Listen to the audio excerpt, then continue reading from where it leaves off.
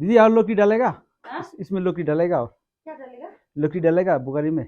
তো বন্ধুরা আমি এখন আসলাম এক দিদির চায়ের রেস্টুরেন্টে। তো আমি এখন এখানে বসে একটু চা খাবো।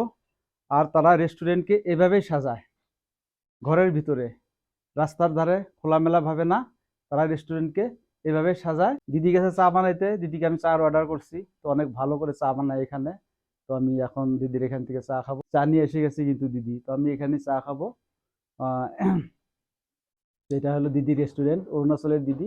তো অনেক সুন্দর করে চা বানায় দেখুন, এই যে চা। দিদি আর লোকি ডালেগা? চা খাবো। हाँ? इसमें लोकी डालेगा? और क्या डालेगा? लोकी डालेगा बुगारी में?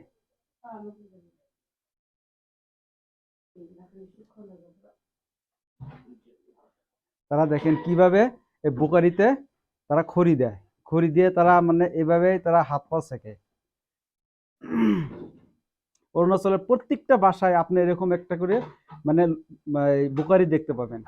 মানে এখানে বর্তমান আমি যে মানে রেস্টুরেন্টে দাঁড়িয়ে আছি বা যে হোটেলে, এখানে কিন্তু বর্তমান 4 ডিগ্রি সেলসিয়াসে আছে আমি এখন।